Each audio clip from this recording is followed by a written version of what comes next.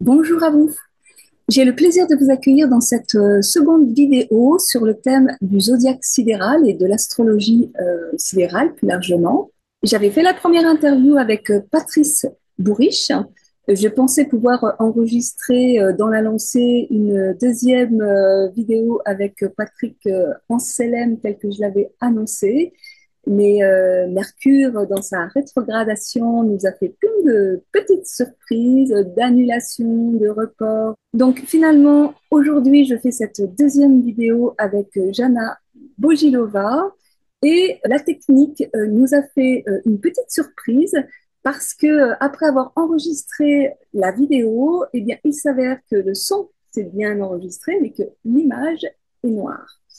On aurait pu imaginer refaire l'enregistrement, mais ça aurait été bien dommage parce que ce qui s'est passé là avec Jana est juste fabuleux et passionnant, comme vous pourrez le découvrir. Mais ce sera juste un podcast avec une image figée. Malheureusement, j'ai pas tout compris sur ce qui s'était passé au niveau technique.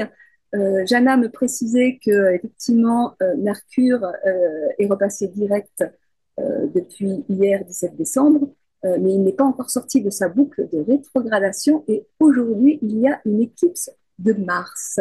Serait-ce Mars qui nous fait un coup de Trafalgar? Donc, je suis désolée de tout cela, mais on fait avec la réalité. Vous écouterez donc cette émission sous forme de podcast et je vous souhaite un très bon moment en compagnie de Jana Bogilova.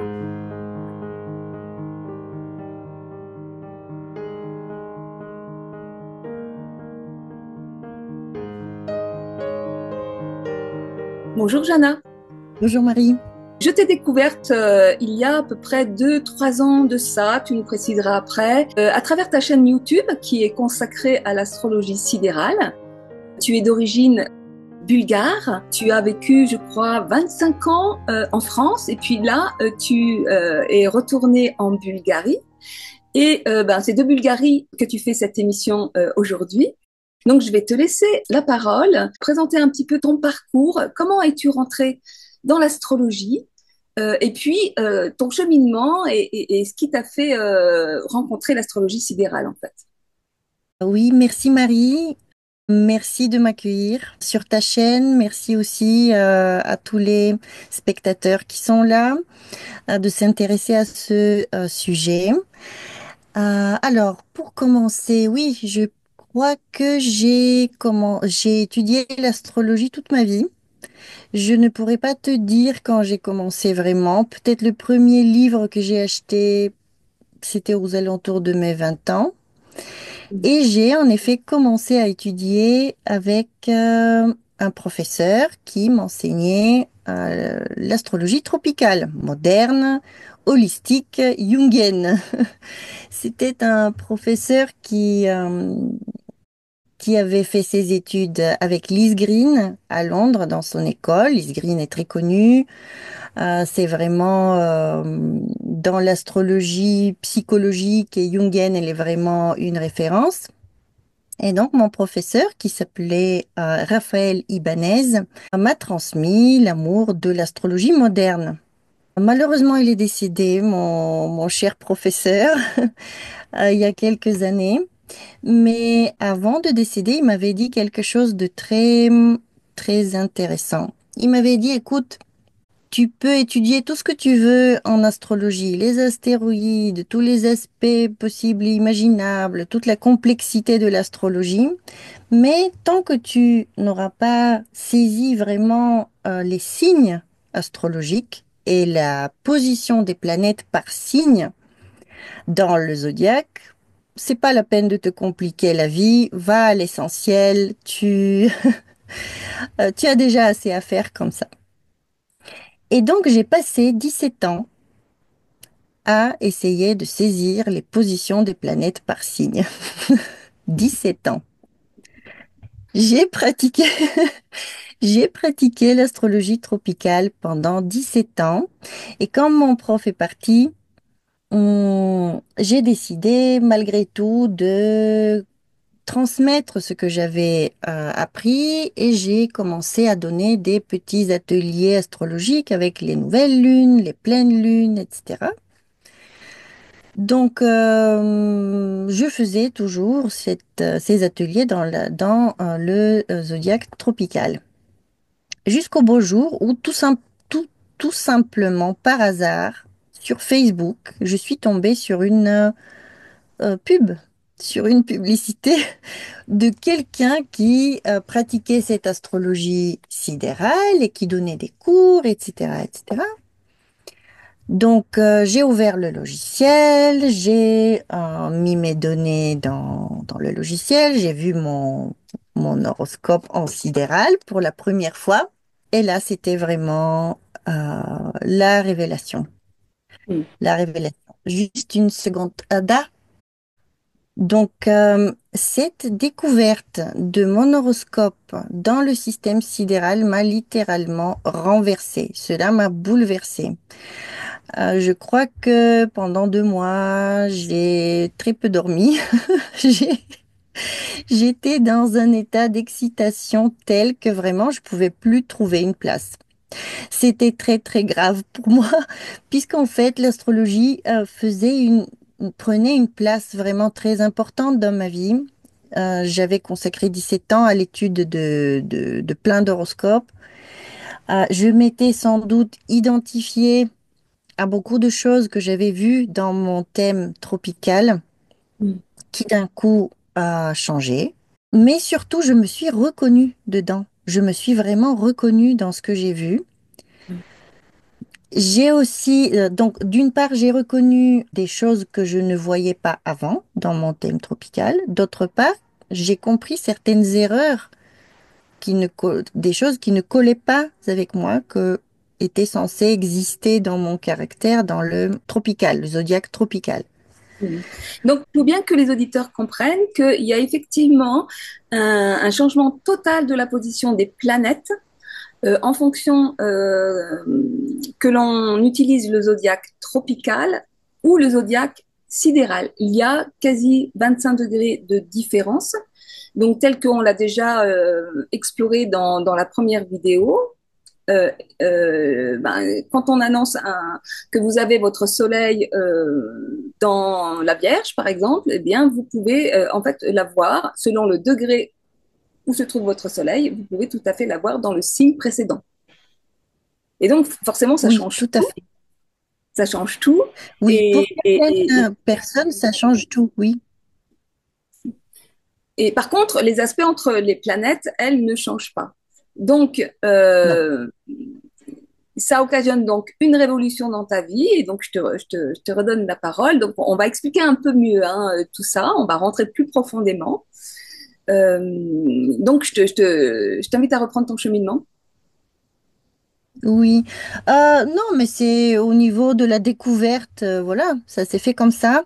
Disons que très rapidement, après cette découverte, j'ai contacté du coup mon deuxième professeur, qui est Monsieur Rumen Kolev, qui est bulgare d'origine comme moi et qui enseigne cette astrologie d'une vraiment toute manière toute différente Mm. avec le zodiaque sidéral, mais non seulement, ce n'est pas juste le décalage de 25 degrés qui change. Il y a plein de choses qui changent, mais je vais le développer ça un peu plus tard. Donc j'ai commencé à prendre des cours avec Romaine, puis avec un de ses élèves qui est Monsieur Philippe Philippov, puis avec Madame Elena Pencheva. En fait, il y a plusieurs professeurs qui enseignent différentes facettes, disons, de cette astrologie-là. Et donc, ces professeurs-là, Et ce puis, sont des professeurs bulgares? oui, oui, ils sont bulgares, ce qui est génial. Vous allez voir pourquoi. Vous allez comprendre l'intérêt d'être bulgare dans cette affaire. Et puis, j'ai pris des cours aussi avec Madame Ekaterina Dimitrova, qui est une professeure en astrologie indienne. Donc, en gros, ça fait 7 ans depuis le début de ces études en sidéral que je me forme et j'ai l'impression que devant moi s'est ouvert un véritable océan. Hmm. Un océan de sagesse, de concepts différents, comment dire, d'une manière d'aborder l'astrologie différente, avec une philosophie sous-jacente qui est différente. Mm, Donc notre approche de l'interprétation est différente. mm, Et un vrai déconditionnement a commencé.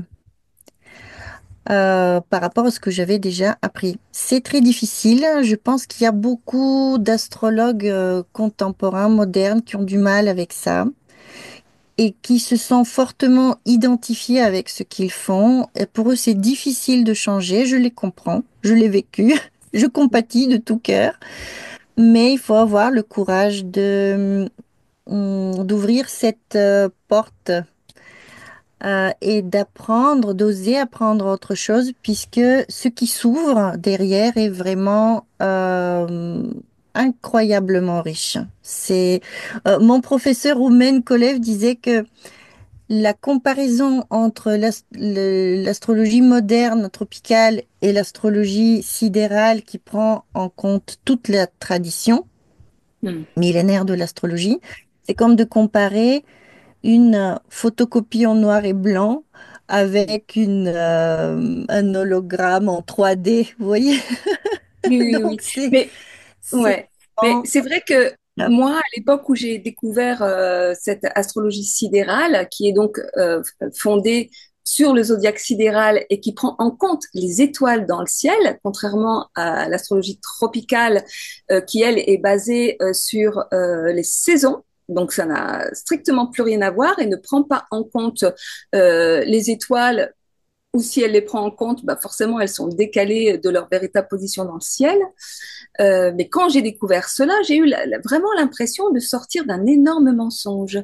Et pour moi, ça fait vraiment partie de cette dynamique actuelle où en fait la connaissance, mais la vraie connaissance profonde est enfin dévoilée et que ça demande, tel que tu le dis très bien, un énorme effort de remise en question, de déconditionnement pour entrer dans le vrai sens finalement de cet art poétique de la vie, parce que moi j'appelle vraiment ça un art poétique, puisque ça passe aussi par la mythologie, par le symbolique, par les archétypes, enfin etc.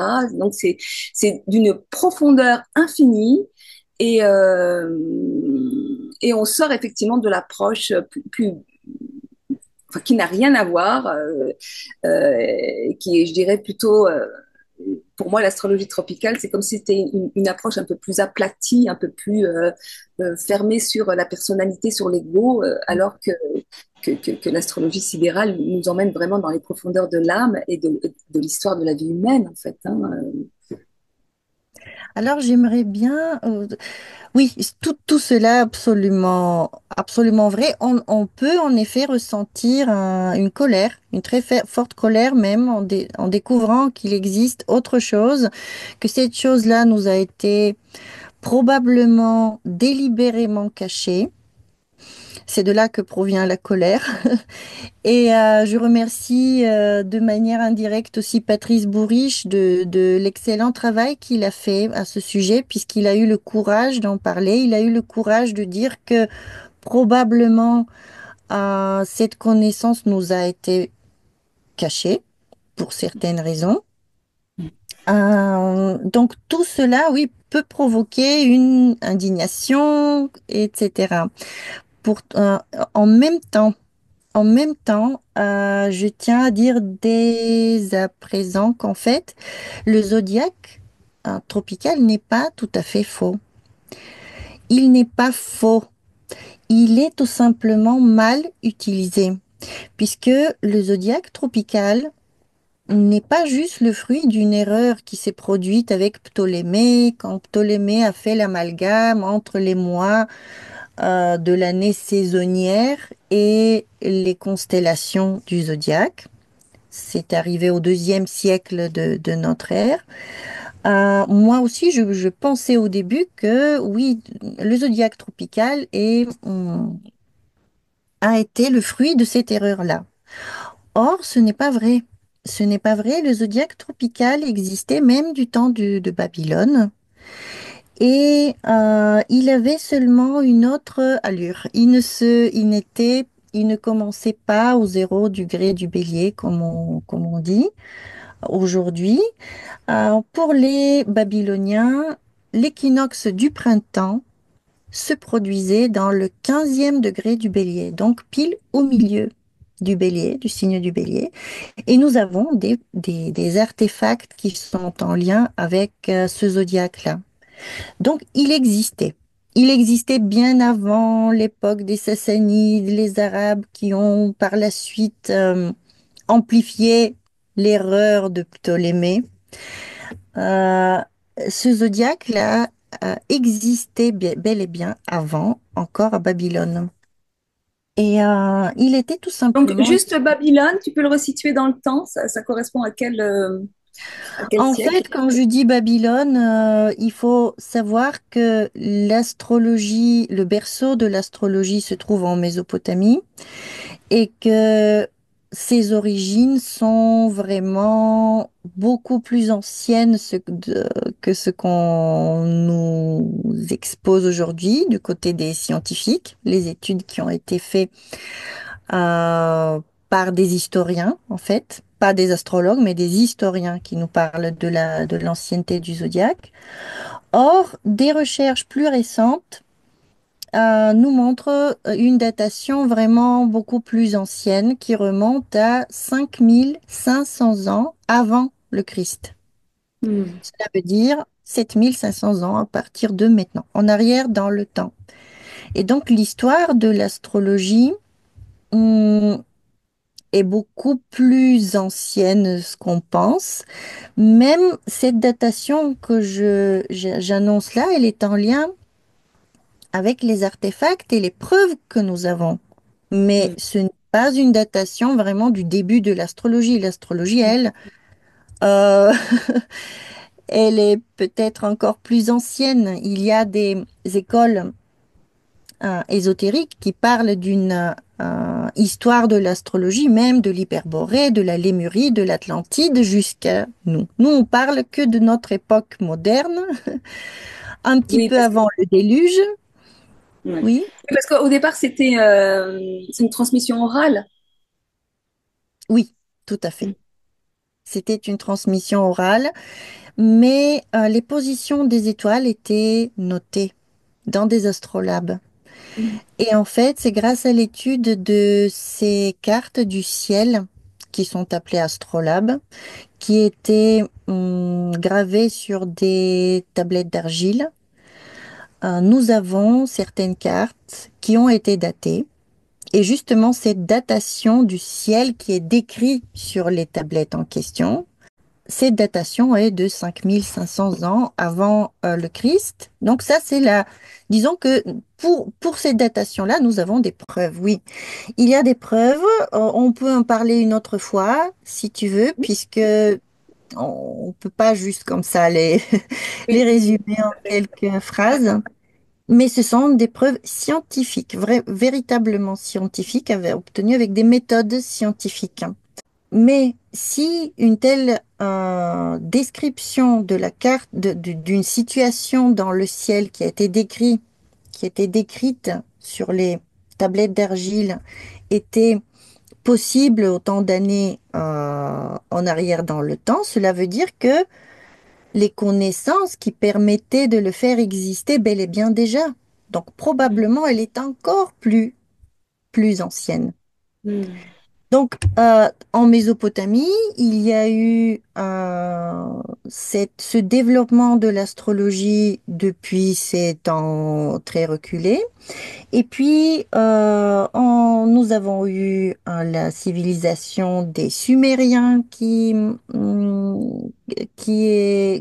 pratiquaient l'astrologie. On a des textes astrologiques qui sont dans la langue sumérienne. Et puis, à Babylone, je crois que les,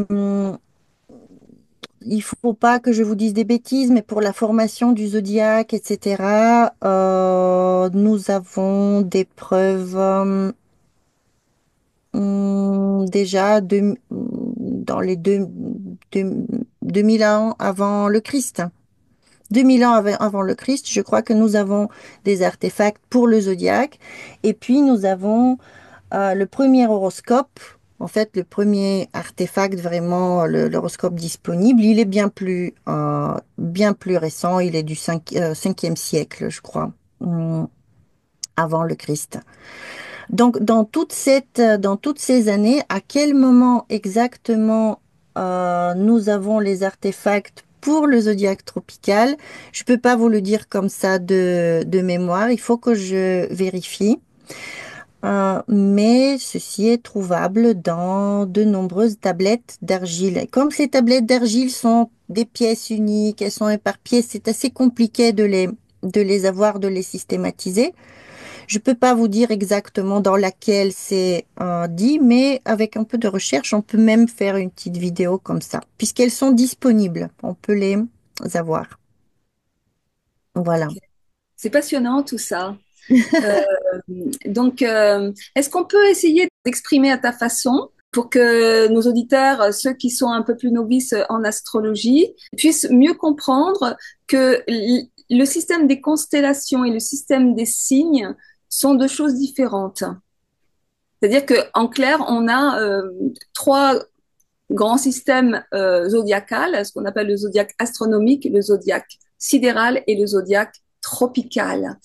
Est-ce que tu peux nous en dire un peu plus ces trois Oui. zodiaques sont en fait des systèmes symboliques hein, qui ont été définis par l'homme. Mais si le premier, à l'époque, était indissociable de l'astrologie, d'après ce que j'ai compris, il y a eu un moment donné où l'être humain, afin d'harmoniser et d'avoir une approche plus symbolique et archétypale, a divisé ce zodiaque en 12 signes. Euh, Alors, pour la création du zodiaque et de l'astrologie en elle-même, d'après les sources mésopotamiennes, l'astrologie n'est pas créée par l'homme. L'astrologie est sacrée et elle a été enseignée, elle a été révélée à l'humain. Elle n'a pas été uniquement le fruit de l'observation. hmm, L'observation a donné beaucoup au fil du temps, mais le hmm, début est divin. Et la preuve de ce que je dis se trouve à nouveau dans une tablette d'argile qui nous raconte l'histoire d'un roi, le roi de Sipar, qui s'appelait Enmeduranki et qui était soi-disant le 7e roi avant le déluge. C'est ce que le grand déluge, c'est ce que nous raconte cette tablette en fait d'argile. Donc, ce roi de Sipar qui était à la fois prêtre, hein, puisque les rois à l'époque étaient aussi des prêtres, hein, il était prêtre du temple de Mercure, je crois, de Naboo ou du Soleil. À nouveau, je vais peut-être me tromper. Mais ce n'est pas ce qui est important. Le plus important, c'est qu'un beau jour, Enmeduran, qui a été soulevé dans les airs avec son trône par le dieu du Soleil, Shamash, et le dieu du vent et de la tempête, c'est-à-dire de l'air, Hadad. Ces deux divinités premières de la mythologie mésopotamienne ont soulevé Enmeduranki dans les airs, l'ont amené vers l'assemblée des dieux. Nous, je ne saurais pas vous dire où ça se trouve, dans quel monde subtil. Et là, lui ont enseigné l'art de l'astrologie, enfin l'art de la divination, est dit dans le texte, divination, par les étoiles, par les taches d'huile sur l'eau, qui flottent sur l'eau, par les baguettes, comme les hmm. sourciers, et par le foie de l'animal sacrificiel. Je Donc, tiens juste à repréciser que divination, ça veut dire inspiré par le divin. voilà, Donc, c'est ce que nous dit littéralement ce texte, en fait. mm, Voilà. Donc, c'est considéré comme le début de l'astrologie en Mésopotamie, cette révélation. Donc après, oui, l'humain a observé le ciel, a développé la science, etc., etc., et a trouvé bien d'autres détails sur la question. Euh, voilà. Et donc, la toute première astrologie, elle était en lien, elle était inspirée par les dieux, mais elle était aussi en lien avec l'observation. Tout Mm. simplement, l'observation des étoiles. Donc, le premier zodiaque qui a été créé, il était sidéral puisqu'il était en lien avec ce qu'on voyait sur le ciel. On n'avait pas l'ordinateur, on n'avait pas les éphémérides de la NASA, on était obligé de se lever 2 heures avant le lever de soleil pour observer ce qu'il y avait et de noter ce qui existait. Donc, on faisait comme ça des comptes rendus de chaque journée sur une tablette divisée en deux. D'un côté, on notait ce qui se passait dans le ciel, de l'autre côté, on notait ce qui arrivait sur Terre. Donc ça, c'est le premier travail astrologique. Le zodiaque a été créé par la suite avec bel et bien les constellations. Et puis, pour arriver à ta question au final, comment s'est passée cette transition vers le zodiaque tropical? Qu'est-ce qu'il représente? Quelles sont les différences? Alors, parallèlement à l'observation des étoiles, nous avons également une observation saisonnière du ciel. Elle est tout aussi valable. Nous allons observer tous les printemps, à l'équinoxe du printemps, d'où se lève le soleil. Quel est le point exact sur l'horizon d'où le soleil va se lever? On mesure la durée du jour et de la nuit. La durée est égale. Et ce jour-là sert de point de départ pour l'année tropicale. Le printemps, en fait. Le printemps commence à ce moment-là. Donc, si nous disons que ce jour-là où le soleil se lève à tel endroit, en même temps qu'il se lève, commence à cet endroit même le premier degré du bélier, du signe astrologique du bélier, nous allons commencer à décaler, à créer ce zodiaque euh, qui a comme point de départ le printemps, juste le printemps. Et nous allons obtenir le zodiaque tropical. Tropical, pourquoi? Parce qu'il est en lien avec les saisons. Est-ce que c'est à peu près la question? Est-ce Alors, que... oui, mais en fait, l'idée, c'est de comprendre que finalement, ce système symbolique n'est plus en lien avec ce qui se passe véritablement dans le ciel, Oui, mais en lien avec un autre système qui est calé sur les saisons, sur oui, la lune et le soleil. oui, tout à fait. Tout à fait. Donc, pour le zodiaque tropical, c'est le principe. Le soleil, imaginons que le soleil se lève à l'horizon est, et nous allons dire dans le zodiaque tropical que là commence le zodiaque. C'est le début du zodiaque, 0 degré du bélier. Commence le zodiaque. Par contre, ce qui se trouve derrière le soleil, les constellations qui se trouvent derrière le soleil pourraient ne rien avoir avec le bélier à ce moment-là. C'est-à-dire que oui, le printemps commence et d'après le zodiaque tropical, c'est le signe du bélier qui commence. Mais au niveau des étoiles qui se trouvent derrière le soleil, en arrière-fond, ça pourrait ne pas être le bélier. Du coup, en fait, c'est comme s'il y avait une superposition de trois systèmes, mais dans le système tropical, je trouve qu'il y a peut-être un abus de langage en utilisant le terme d'astrologie qui vient clairement définir dialogue avec les étoiles, sagesse des étoiles, voilà, alors qu'en fait, ce n'est pas calqué sur les étoiles. Et c'est là où Non. moi, je trouve, même si c'est quelque chose qui peut fonctionner tel que tu le dis, ça vient parler, exprimer de quelque chose. Hein. Il n'y a aucun système de, comment dire, symbolique ou de divination qui soit faux, parce qu'en fait, quand on relie tous les systèmes qui permettent Mhm. à un moment donné de faire une lecture des plans subtils, on s'aperçoit que ça se rejoint toujours, ça Oui, se rejoint. oui. Mais c'est le fait d'appeler ça astrologie qui pour moi me gêne parce que je trouve Mhm. qu'effectivement, il y a un abus de langage qui prête à confusion et qui amène à penser que c'est un art divinatoire en lien avec les étoiles, alors que pas du tout, c'est en lien avec les saisons. Oui, oui, absolument. C'est absolument vrai de notre temps. Après, si on remonte dans l'astrologie hellénistique, par exemple, l'astrologie antique, on appelait astres, même les planètes errantes. On appelait ça les astres errants et les astres fixes, les étoiles errantes et les étoiles fixes. En fait, dans le langage, le mot étoile était utilisé aussi pour les planètes C'est très dans intéressant là ce l'histoire. que tu dis. Parce qu'effectivement, en astrologie, on utilise, alors en astrologie sidérale, on utilise les étoiles fixes et les étoiles errantes, qui sont en fait les planètes, c'est-à-dire que Mercure, Mars, Saturne, Jupiter, etc., ce sont des planètes dites errantes parce qu'en fait, elles se déplacent. Des Ce qu'il faut étoiles errantes. préciser, On les appelait des étoiles errantes, des astres ouais, errants. oui, Donc en fait, astrologie pouvait concerner aussi les planètes, etc. voilà. Puis ce qu'il Les faut étoiles savoir fixes. aussi, c'est que les étoiles fixes, en fait, elles donnent l'impression de ne pas se déplacer parce que comme elles se déplacent de façon extrêmement subtile dans le temps, on ne voit pas comme ça à l'œil nu leur déplacement. Elles peuvent donner Mhm. l'impression qu'elles sont toujours au même endroit parce qu'on ne peut pas voir leur déplacement sur le temps d'une vie, en fait. Donc il faut Tout vraiment à le fait. regarder et c'est ce qui explique le système sidéral et qui explique ce décalage, en fait, entre les deux zodiaques.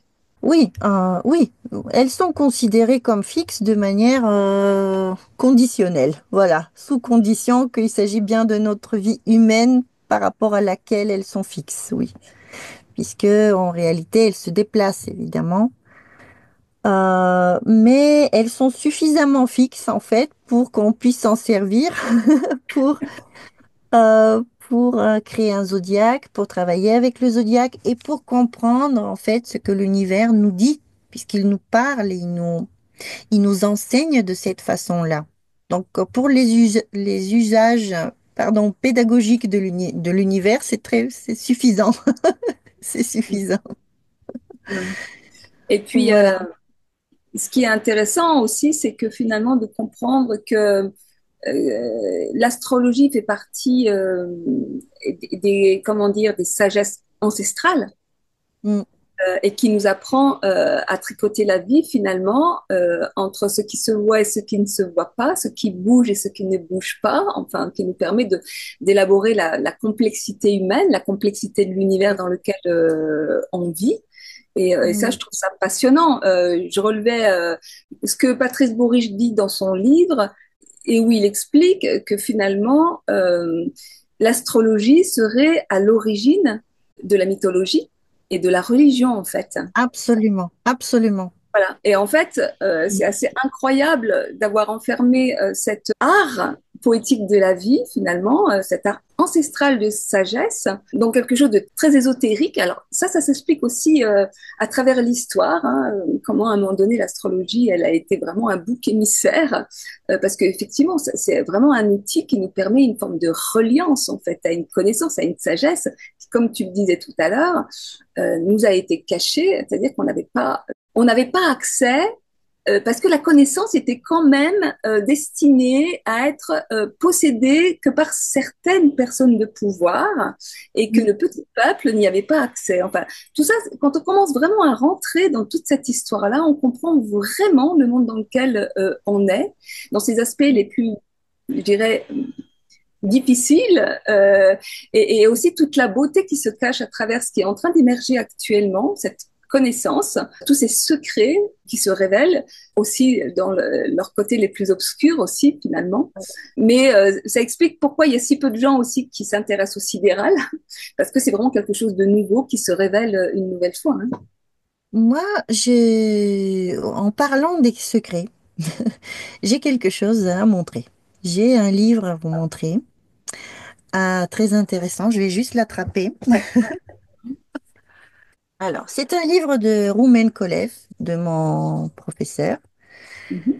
Roumen avait créé une revue en fait, un magazine astrologique. Il explique dans ce livre quelque chose de très intéressant au niveau de ses découvertes sur les origines de la religion et que le fait que la religion, que l'astrologie, l'astrosophie presque était la première religion de l'humanité. Mm. Puisqu'en fait, toutes ces connaissances que nous avons au niveau de la Mésopotamie, des origines de l'astrologie, etc., nous les avons depuis très peu de temps, tout simplement puisque les tablettes d'argile n'étaient pas encore trouvées avant le 19e siècle. Les premières tablettes d'argile ont été trouvées vers le milieu du 19e siècle.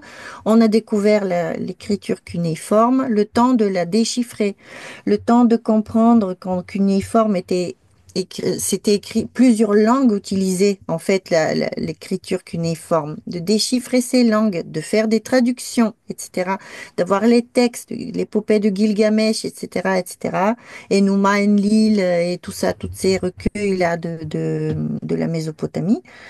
En réalité, ça a pris du temps, donc ce n'est qu'au XXe siècle, au début du XXe siècle, que les scientifiques ont eu accès à des informations qui a révélé, montré de manière très claire que l'astrologie était la première religion de l'humanité et même que la Bible, certains récits de la Bible étaient racontés bien avant la Bible. C'est-à-dire que Mm. le déluge, etc., par exemple, est déjà raconté dans les textes de la Mésopotamie.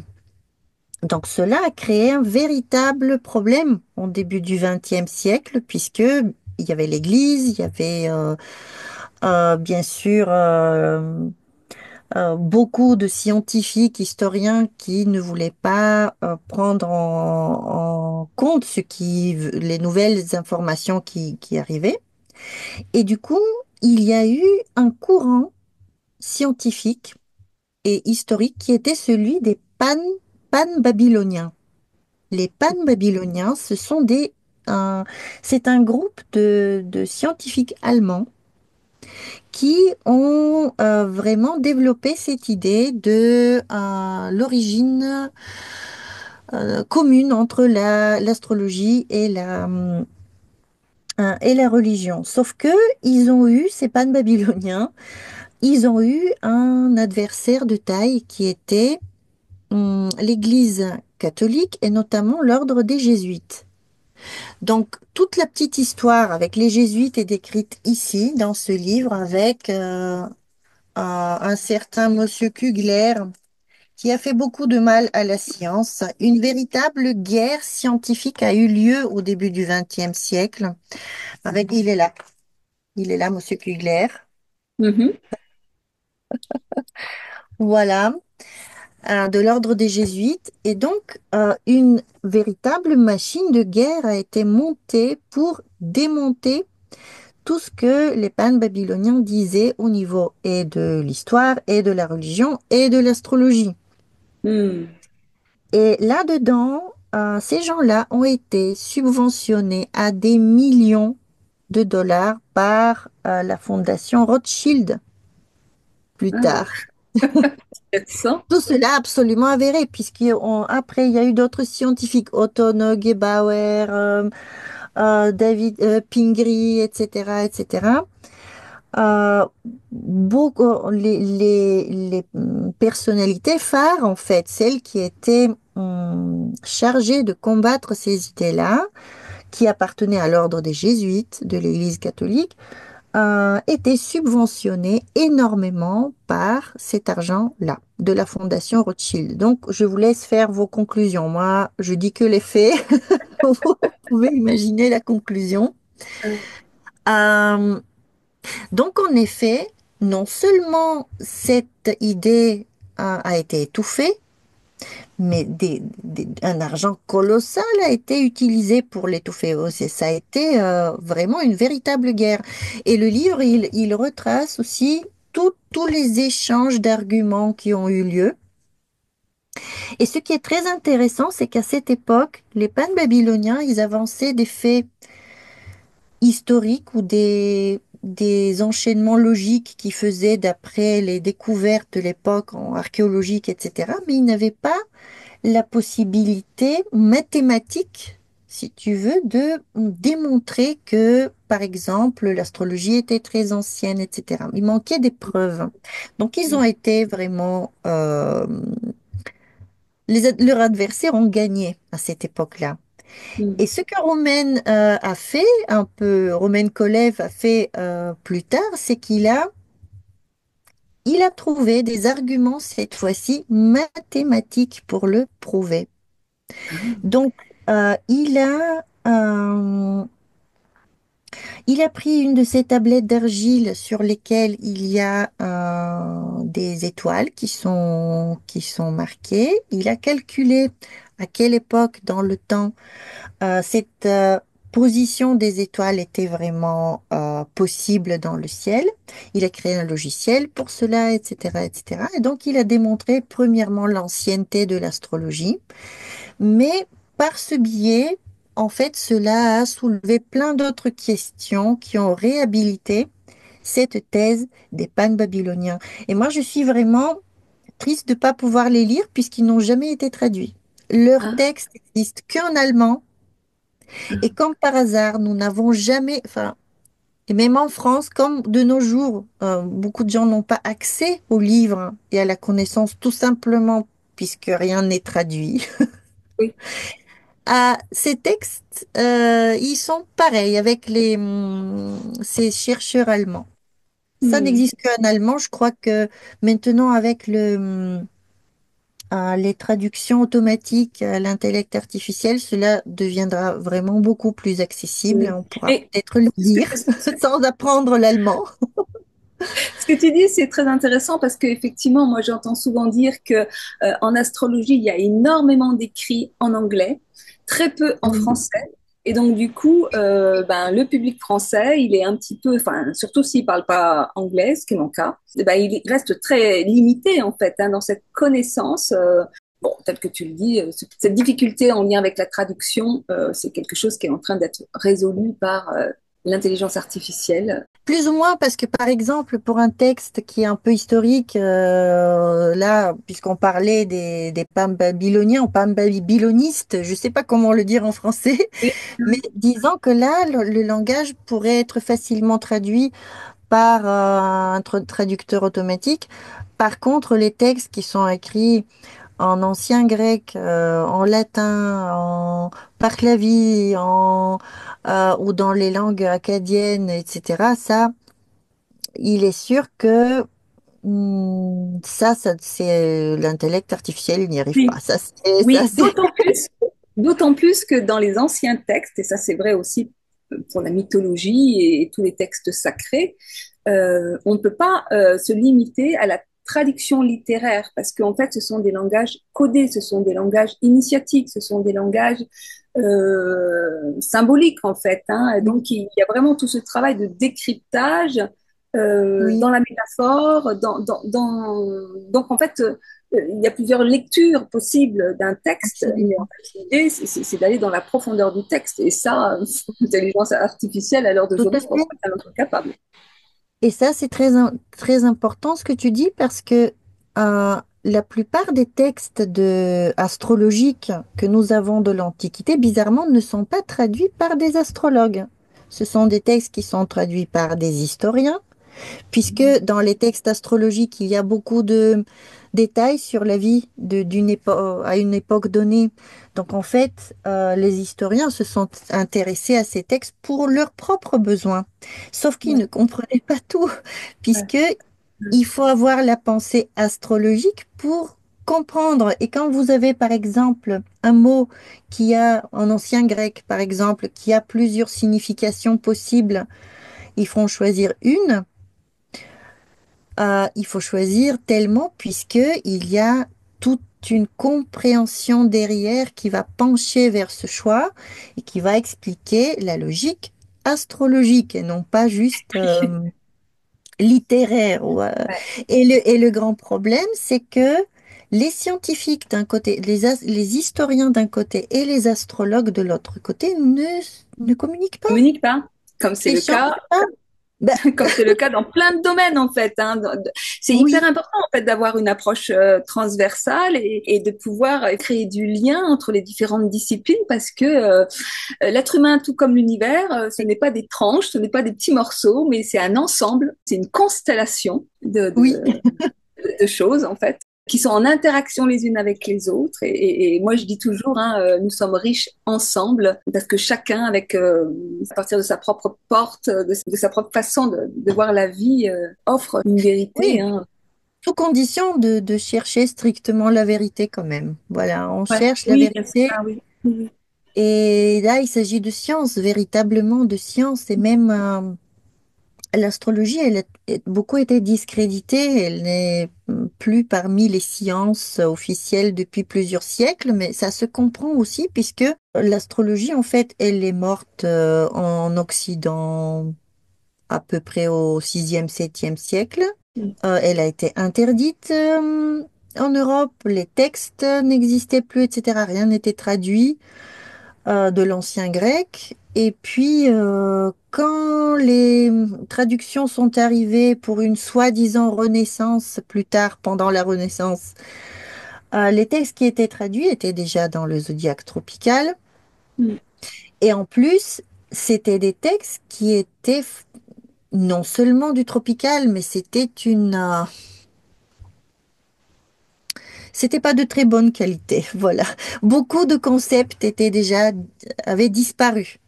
Par exemple, la visibilité, invisibilité des étoiles, voilà, beaucoup de choses. Les anges gardiens, plein de choses.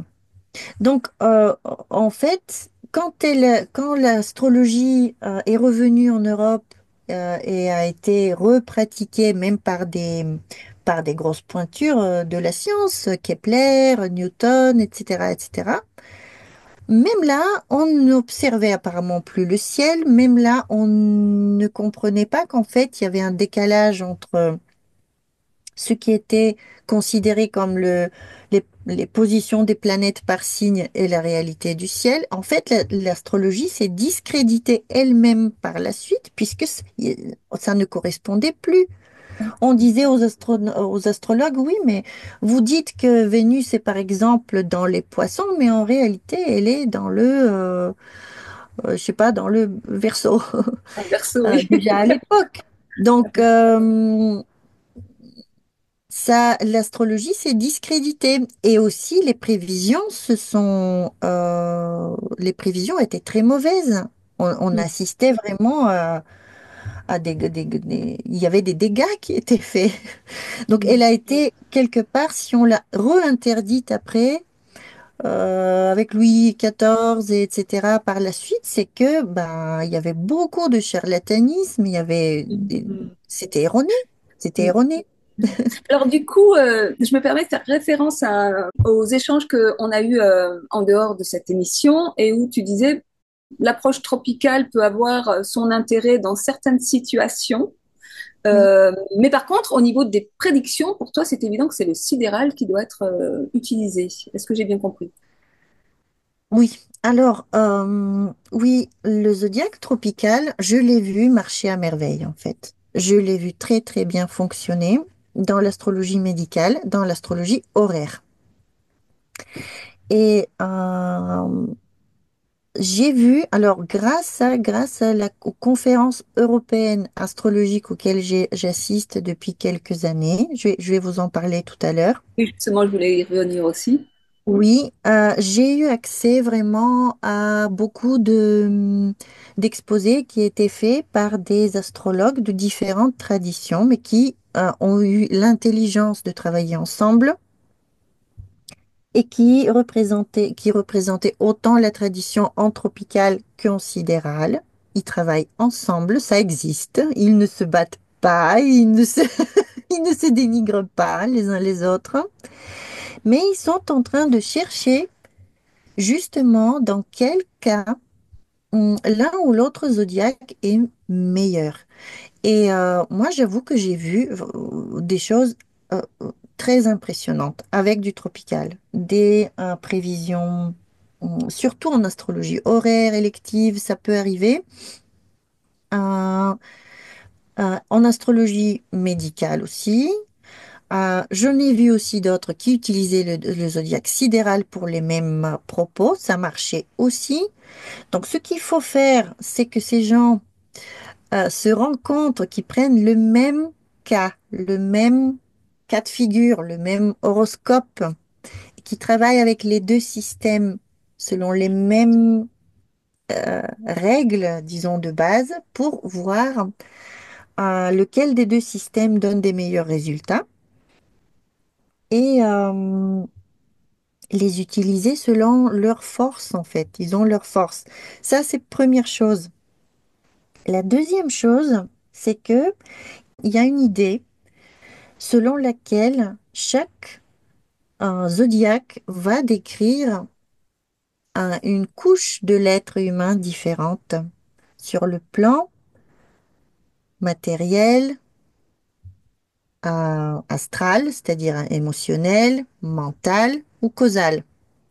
Donc en fait, on va privilégier tel ou tel zodiaque pour travailler sur un strate de l'être humain de préférence. Par exemple, le zodiaque tropical serait plus en lien avec le monde astral et une partie du monde mental. Le zodiaque sidéral, il serait plus en lien avec le monde causal et la haute partie du monde mental, disons. Et le système de domification, en fait, concernerait vraiment notre plan ici matériel avec les expériences vécues dans chaque domaine de la vie. Donc, il forme une sorte de zodiaque aussi. Les Mm. maisons, en fait, formeraient un système aussi qui décrirait le plan physique du coup. Mm. Tu parles des domifications, ça c'est encore un autre domaine qui vient se rajouter à la complexification de l'astrologie, qui est vraiment un système complexe, hein, à l'image de l'être humain. Et, et en fait, il existe énormément de systèmes de domification, mais Oui, tous ne sont pas forcément compatibles avec l'astrologie sidérale. Et donc là, il s'agit aussi dans les approches qu'on a parce que moi j'ai vu des astrologues utiliser le sidéral avec le système Placidus qui n'est valable finalement que sous le ciel qui est au-dessus de notre tête, mais qui va pas être un système de domification universel en fait. Donc, qu'est-ce que oui. tu en penses? En fait, il y a des usages. Là, c'est pareil. On peut utiliser les deux. Ça dépend pourquoi. Euh, C'est-à-dire que le système des maisons égales qui correspondent à un signe entier, le système des signes entiers, en fait, il est pour le coup symbolique. Nous allons puiser avec cette domification les informations qui concernent les domaines de vie, etc., etc. Nous allons attribuer des significations aux maisons telles qu'on les connaît, ce qu'on connaît du sens des maisons. Par contre, si on utilise du placidus avec du sidéral, nous pouvons le faire pour déterminer la force des planètes, puisque un placidus va rester une division valable de l'espace-temps qui va montrer quand est-ce qu'une planète, par exemple, va approcher un angle. À quel moment une planète va arriver au milieu du ciel, par exemple. Donc, c'est très important. Le milieu du ciel, dans une carte sidérale, peut ne pas se trouver en maison 10, peut se trouver en maison 11 ou en maison 9. Cela ne change pas le sens des maisons, mais cela veut tout simplement dire que si une planète se trouve collée à ce milieu du ciel, elle devient énormément puissante puisqu'elle culmine. Et en fait, on va utiliser le système Placidus ou d'autres, un système de domification à cadran pour déterminer la force des planètes. Donc, en fait, il est possible de l'utiliser. Mais une fois de plus, il faut savoir pourquoi. Oui, oui, oui. Voilà. Super passionnant. Écoute, puisque là, j'ai un format d'émission hein, que je voudrais ne pas trop Oui. dépasser, donc je vais t'inviter à nous expliquer en quoi c'est très intéressant d'être bulgare. Eh bien, merci pour la question. Mm. La Bulgarie a un lien très fort avec la connaissance ancestrale. En fait, quand on a parlé d'Enmeduran, qui est de cet être auquel a été révélée la connaissance astrologique, il faut dire que Enmeduran, qui en fait est un être qui représente Hermès. Nous disons ici, dans notre école astrologique bulgare, qu'il y a plusieurs Hermès. Hermès, c'est le père de l'astrologie, c'est l'être qui nous enseigne l'astrologie et qui s'est réincarné plusieurs fois dans plusieurs époques, etc., etc., dans différents pays pour contribuer à ces sauts dans la connaissance astrologique qui arrivent par à-coups, en fait. Nous avons le développement de l'astrologie se fait par des à-coups et à chaque fois, des fortes impulsions de développement se fait grâce à des êtres qui s'incarnent sur Terre. Donc, Hermès est là, cette entité, cet être qui est en lien avec l'astrologie et qui a eu plusieurs existences, cet esprit s'est investi dans plusieurs êtres durant les millénaires. Or, ce premier être que nous connaissons, qui est Enmeduranki, est probablement en lien avec la Bulgarie, tout comme toute cette histoire du déluge, de ce qui s'est passé avant le déluge, de la civilisation et des connaissances qui existaient avant le déluge. Et là-dessus, pareil, il y a beaucoup, beaucoup de recherches qui ont été faites et en géologie et en comparaison mythologique et des littératures, etc., pour avancer certaines hypothèses. Moi, je peux pas les dire maintenant, c'est bien trop vaste, mais la Bulgarie, elle a un lien avec cette connaissance très ancienne, avec Enmeduranki, et puis aussi par le biais des traces, qui est c'est un peuple qui fait partie des Pélasgues. Je ne sais pas si vous avez entendu parler. Ce sont des anciens peuples qui étaient porteurs de cette ancienne connaissance. Les Celtes, par exemple, sont aussi des Pélasques. Donc, certaines connaissances se sont divisées, sont parties aussi en France grâce aux Celtes. Et les Druides ont aussi des connaissances très anciennes. Mm. Tout cela est en lien aussi avec l'Égypte, avec la Mésopotamie, etc. Donc il s'agit ici des connaissances qui étaient présentes dans la civilisation thrace, qui ont influencé après le peuple grec. Et donc une grande partie de la mythologie grecque a puisé ses sources dans la mythologie thrace. Donc Mm. en fait, avant les Grecs, vous voyez, il y a encore les traces. Ouais. Euh, donc c'est un courant de connaissances et de pensées qui vient vraiment de très loin pour arriver à la Grèce. Nous sommes d'ailleurs pays limitrophes. La Grèce et la Bulgarie, pays limitrophes. Je peux vous assurer que il y a des Grecs eux-mêmes qui acceptent ces idées-là. Ce n'est pas quelque chose de très qui va fâcher du monde que je dis. Donc, il y a cette connaissance qui était hermétique, donc la connaissance d'Hermès, dans laquelle est inclus la connaissance astrologique, qui était bien présente en Bulgarie. Et il y a en Bulgarie, on peut à peu près partout des temples qui étaient créés avec des pierres, un petit peu comme Stonehenge ou comme, vous voyez, Ah ouais. des grandes pierres comme ça, qui sont là pour observer les étoiles, pour observer les équinoxes, les solstices, etc. Ça remonte vraiment à très loin.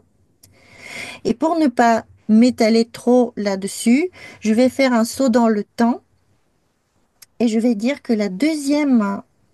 raison pour laquelle la Bulgarie est importante dans cette recherche astrologique se trouve dans le fait que nous avons eu pendant le XXe siècle l'enseignement de maître spirituel Peter Denov, qui est de son nom spirituel Beinsa Duno.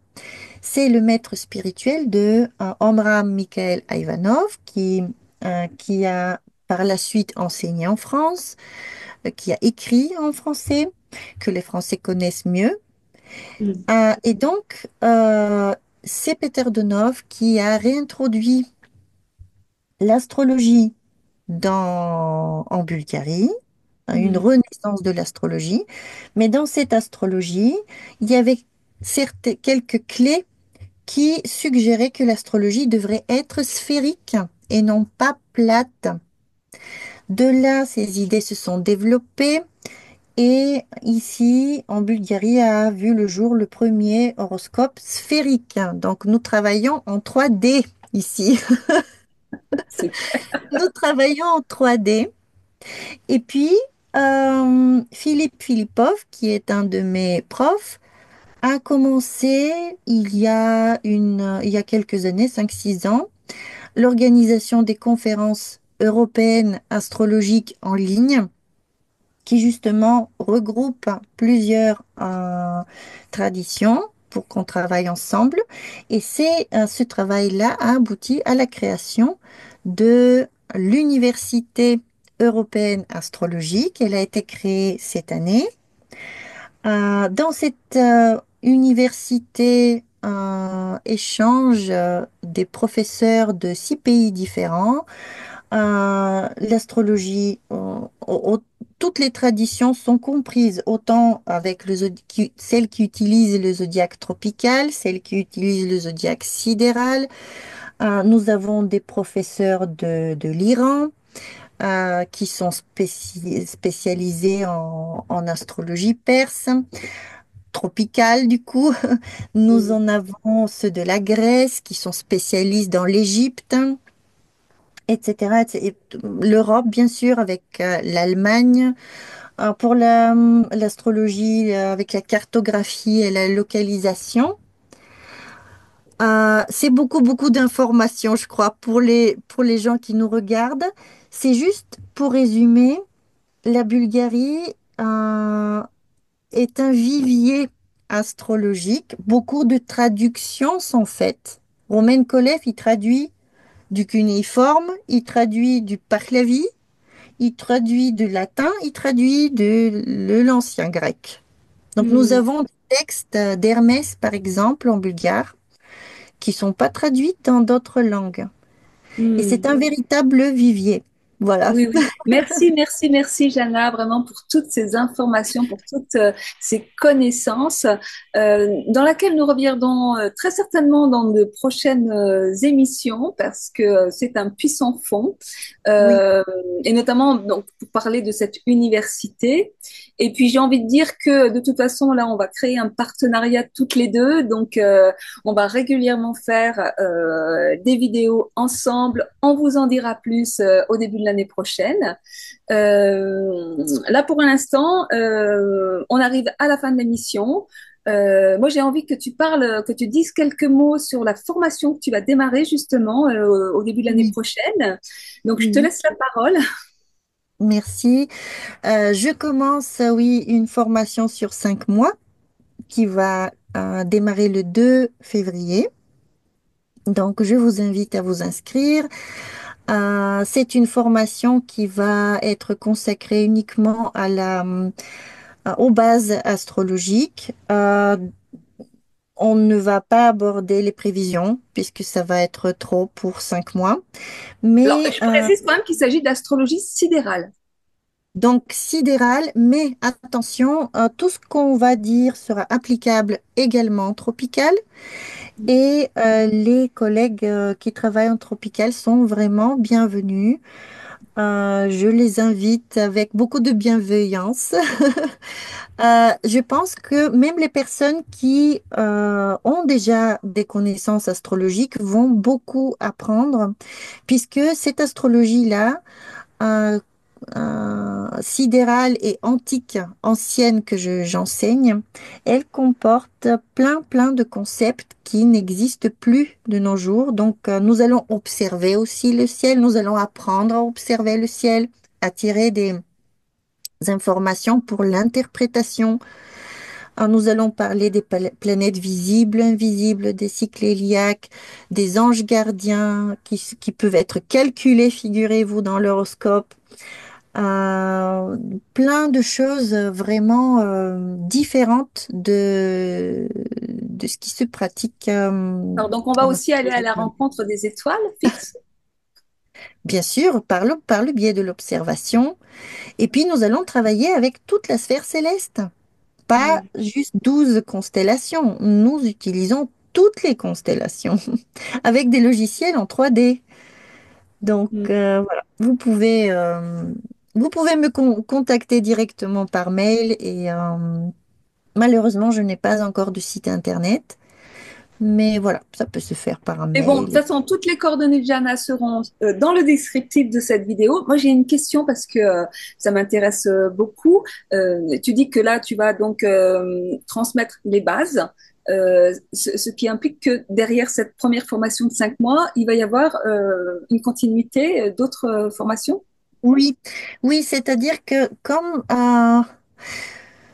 l'information est juste gigantesque, Oui. vraiment gigantesque, il faut commencer par avoir une idée de base et après chacun des thèmes fera l'objet peut-être juste d'une visioconférence de quelques heures. Par exemple, si nous voulons étudier le zodiaque sidéral, si nous voulons étudier les contenus de chaque signe, ou disons de chaque constellation, rien que sur un seul signe, nous pouvons passer 2, 3 heures. Donc, en fait, je ne peux pas enseigner tout ça en 5 mois. Ah oui. Je, voilà. Donc, les constellations peuvent être enseignées à part, les phases héliaques, les Mm. planètes, par exemple, quand elles se montrent en étoile du matin ou en étoile du soir, sont représentées par des divinités différentes, ont une interprétation différente. Donc tout ça, c'est encore une direction qui peut nous amener, ça peut nous amener très loin. Donc voilà, il y a la base pour comprendre de quoi on parle et après, je vais approfondir chaque sujet. Voilà. Ok, super. Vraiment, merci Jana, c'était passionnant. Je suis impatiente et très curieuse de tout ce que tu vas nous dévoiler dans le cadre des prochaines vidéos qu'on fera ensemble aussi. Et voilà, bon, je laisse un petit peu de mystère, de la même façon que je laisse aussi du mystère sur le prochain invité, parce que là, il y a encore 3 vidéos qui sont déjà prévues. Oui, Mais bon, c'est la surprise. Voilà, ben écoute Jana, merci encore du fond du cœur. Je te souhaite vraiment une très belle fin d'année. À vous aussi également et je vous dis à très bientôt. merci énormément pour ton travail qui est si important, nécessaire. C'est génial. Merci, merci pour tout ce temps que tu donnes pour faire ce que tu fais. Merci. Merci. À bientôt. À bientôt.